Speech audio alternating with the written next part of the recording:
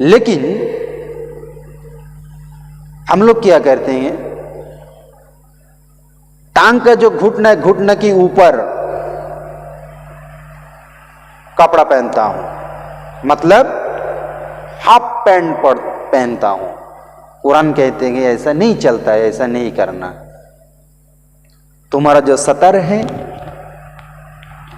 तुम्हारा बदन में जितना कपड़ा डालने का है उतना ही डालो, जितना नहीं डालना चाहिए, जो फर्ज नहीं है उसका हटा दो। लेकिन जिसको हटाने को बोला उसको एब्सेंट कर लिया, जिसको एब्सेंट करने को बोला उसी को हटा दिया। अगर उसी इंसान को जाके पूछो तुम कुरान से मोहब्बत करते हो, तो वो बिल्कुल ये कहेगा मैं कुरान से मोहब्बत करता हूँ, लेकिन कुरान कहता है ये झूठा है, ये फ्रॉड है, ये मुझसे मोहब्बत नहीं करते हैं। अगर ये मोहब्बत करते तो ये ऐसा काम नहीं कर पाते। एक घुटने के ऊपर कभी कपड़ा नहीं पहन सकते थे अगर वो मुझसे मोहब्बत करते तो। ऐसा फ्रॉडगिरी करते करते कहते ऐसा हम लोग जकड़ गए हैं। आज कुरान के ऊपर, हदीस के ऊपर, रसूल की नाम के ऊपर, मस्जिद के ऊपर, मदरसा के ऊपर, मज़ार के ऊपर, सबके ऊपर जुल्म हो रहा है। लेकिन हम लोग कुछ कर नहीं पा रहे, हम लोग जकड़ चुके हैं इस जाल में। हम लोग मरना हम लोग तैयार हैं, लेकिन बांचना नामुमकिन है। हम लोग बांच नहीं सकते हैं, ऐसा टाइम आएगा। अभी भी टाइम है बांचने का। बचो, फॉलोअर्स अच्छे बनो, कुरान का फॉलोअर्स बनो, रसूल का फॉलोअर्स बनो। ऐसा मत बनो दुनिया का ये जो धोखा है, रंगीन के जो दुनिया है, इसे क्या अगर मोह पे आ जाओगे तो जिंदगी याद रखना फंस जाओगे। अगर कुरान और रसूल की इज्मा के अगर साथ हम लोग रहते हैं तो याद रखना कोई कुछ नहीं कर पाएगा। जिंदगी कुरान की है, रसूल सुबक सल्लल्लाहु अलैहि वसल्लम की सुन्नत के ऊपर हम लोग जिंदगी का सफर करें। किसी का हिम्मत नहीं होगा उसी इंसान के ऊपर उंगली उठा के बात करे। उंगली उठा के बात करने का तो दूर की बात है, उससे ऊंची आवाज से भी बात नहीं कर सकता है। उसका सामने अगर कोई भी इंसान अगर आ जाए तो उसका लहजा, उसका जो लफ्ज है बिल्कुल नरम हो जाएगा। मुसलमान को ऐसा पावर मिलता है कुरान और हदीस से और रसूल पाक सल्लल्लाहु अलैहि वसल्लम सुन्नत से। लेकिन हम लोग उसी को फॉलो नहीं करते, उसको फॉलो छोड़ के किसी दूसरे को फॉलो करते हैं जो दुनिया में कोई फायदा होने वाला है ही नहीं। इसीलिए रसूल पाक की नाम के ये बदनाम होता है। जब होता है तब तो ये वो लोग जान चुके हैं जो ये लोग नाम की मुसलमान है, ईमान की नहीं है। जब नाम का मुसलमान हम सब लोग बन जाएंगे तो बुमाबारी हम लोगों के ऊपर होता ही रहेगा, लेकिन तुम कुछ नहीं कर पाओगे, क्योंकि नाम का मुसलमान का कोई कीमत नहीं है। वो बिल्कुल कागज के टुकड़े की तरह है, कभी भी उसको फाड़ सकते हैं। अगर जिस दिन ईमान तुम्हारा लोहे की तरह, चट्टान की तरह मजबूत बन जाएगा तो याद रखना तुम्हारे ऊपर ऐसा उंगली रखना भी उनके लिए मुश्किल हो जाएगा। कभी सोचो जरा, कई सौ साल राज की हैं इस मुस्लिम को। अगर तुम पढ़ना छोड़ दिए हो, कुरान कहता है पढ़ो, और तुम पढ़ना छोड़ दिया, इसीलिए कुरान कहता है अगर तुम फ्रॉडगिरी करोगे तो मरोगे तो जरूर खाई में गिरोगे, कभी उठ नहीं पाओगे चढ़ के आगे। और वही हो रहा है, हम लोग आहिस्ता आहिस्ता दबते इतना नीचे दब गया, इन लोगों को दबा दिया। अब इन लोग खुद आपस में ही लड़ेंगे, आपस में लड़ रहा है वो भी। अगर देखोगे तो सामने आ जाएगा इंशाल्लाह। देखो सामने आगे आपस में हम लोग खुद आपस में लड़ रहा हूं। मस्जिद जब आजान होता है, मस्जिद का वीरान रहता है, कहीं कातर लगता है और कहीं पूरा पीछे पूरा वीरान लगता है। वैसा बड़ा बड़ा मस्जिद है, बहुत बड़ा मस्जिद है, लेकिन उसमें नमाज पढ़ने के लिए कोई मुस्लिम नहीं। अगर तुम नमाज नहीं पढ़ोगे तो ईमान मजबूत कैसा रहेगा? जब तुम्हारा ये मस्जिद पूरा फुल भर जाएंगे जिस दिन, तो उस दिन इन लोगों का मस्जिद तोड़ने का तो दूर की बात है, इसका छूने का भी नाम नहीं लेगा, इसमें टच भी नहीं करेगा।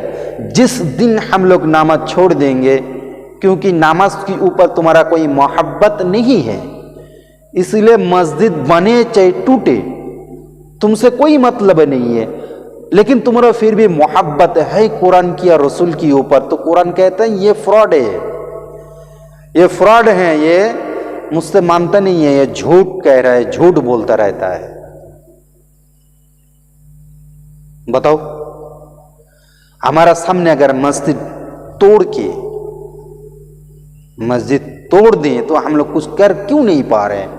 एक ही कारण है, कुरान को और हदीस को हम लोग फॉलो को छोड़ के किसी दूसरे को बहियत जिंदगी का हम लोग फॉलो कर रहे हैं। कहीं गाना, कोई नंगा नाच, यही सब हम लोग देखने में इल्म फॉलो कर रहे हैं। कभी कुरान की भी तो फॉलो करते नहीं है, हदीस का भी फॉलो करते नहीं है। ये सब गंदगी हम लोगों को दिमाग में अगर भर गया, अब ऐसा ये भर जाएंगे तो कुरान तुम्हारा अंदर आएगा कैसे? हदीस तुम्हारा ये तुम फॉलो कैसे करोगे? हदीस भी तुम फॉलो नहीं कर पाओगे और कुरान को भी तुम फॉलो नहीं कर पाओगे, क्योंकि तुम्हारा दिमाग में, तुम्हारा कल्ब में ये सब भूसा भर गए हैं। इस भूसे को जब साफ नहीं करोगे तो अच्छा चीज तुम्हारा अंदर दाखिला नहीं कर पाओगे। कुरान से धोखाधड़ी करते हैं हम लोग, कुरान के सदा फ्रॉडगिरी कहते हैं, कुरान कहते हैं ये झूठा, हम लोग झूठा हैं।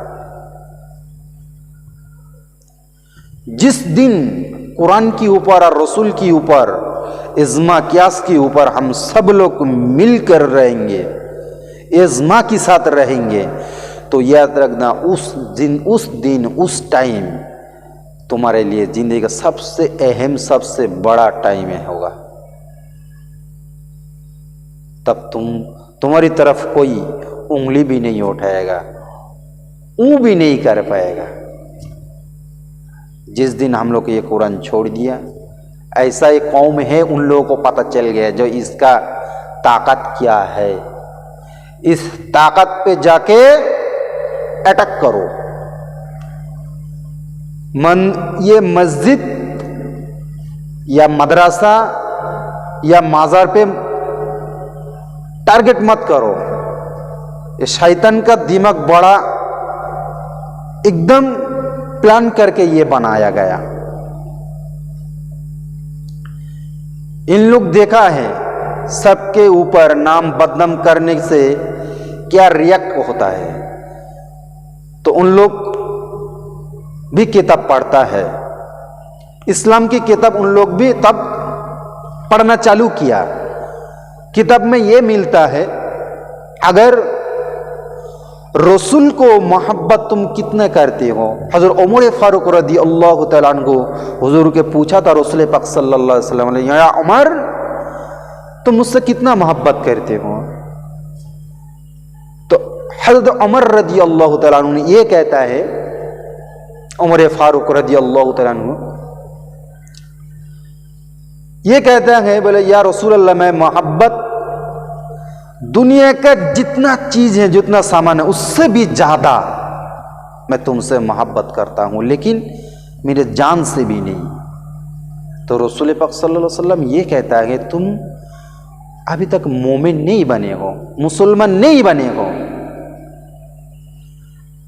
जब तक तुम दुनिया का दौलत, शोहरत,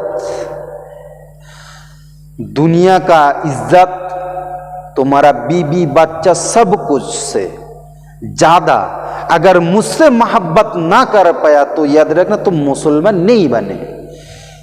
इस हदीस को उन लोग फॉलो कर रहा है, इस हदीस को फॉलो करके इसका एंटीडोर बना रहा है। एंटीडोर बना भी लिया और मार्केट में चल भी रहा है। वो एंटीडोर क्या है? वो एंटीडोर ये है जो इन लोगों के अंदर नबी तो रहेगा लेकिन ईमान नहीं रहेगा। जब ईमान नहीं रहेगा, इनके ऊपर अगर कुछ भी करो ये लोग कुछ कर नहीं पाएंगे। रब ने ये कहता है जो तुम लोग मुझसे मदद मांगो, ईमानदार, अगर कोई ईमानदार मुझसे अगर मदद मांगे तो उसको मदद, मैं नया दिन बगैर मैं रह ही नहीं पाता हूं, उसका मदद करना ही मेरे फर्ज बन जाता है, मेरा रब का फर्ज बन जाता है, मैं उसको मदद करना ईमानदार के लिए।